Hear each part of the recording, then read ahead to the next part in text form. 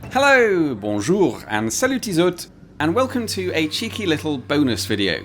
Because after my last video, where we tried to find the village with the longest name in Europe, approximately 10 billion of you commented saying, well, now you have to go and find the place with the shortest name.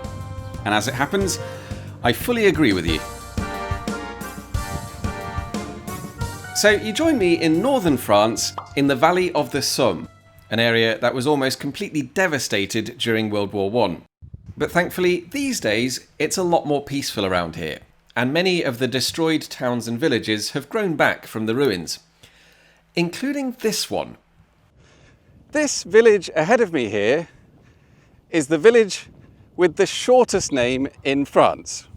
In fact, it's the shortest name in the world, although it does share the record with about 30 other places.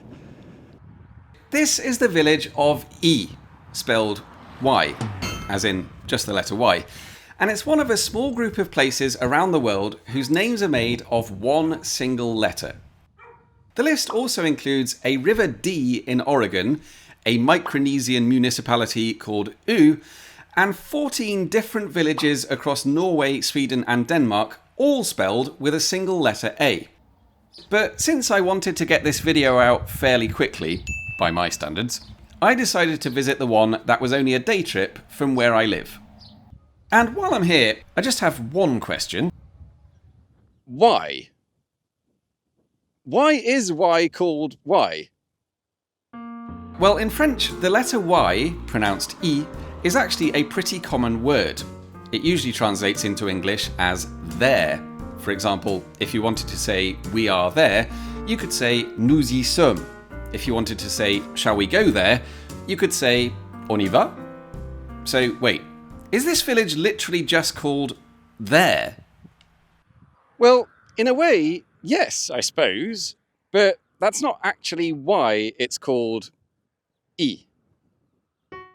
If you go back far enough in the historic records, and I mean far enough back that the records are written in Latin by some medieval monk, the original name of the village was Iacum, or possibly Isium, depending on which medieval monk you believe.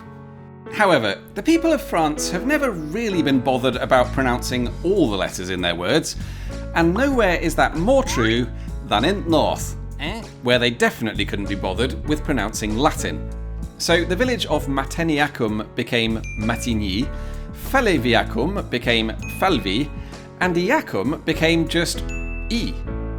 At which point they realised they couldn't really drop any more letters, and it's stayed the same ever since.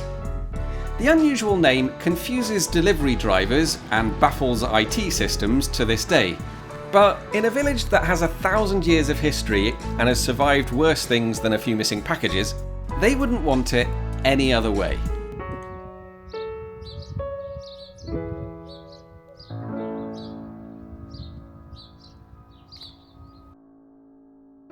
And if you'd like to see the beautiful village of Y, the best way to get here is by car or by bicycle. There is technically a bus stop, but the only service that calls here is a once-a-day school bus for the local kids, so it's not much use to anyone else. Alternatively, you could do what I did, get a train to a place called Nel and then hike from there, but you end up walking along some quite busy roads that weren't really designed to be walked along, and I wouldn't really recommend it.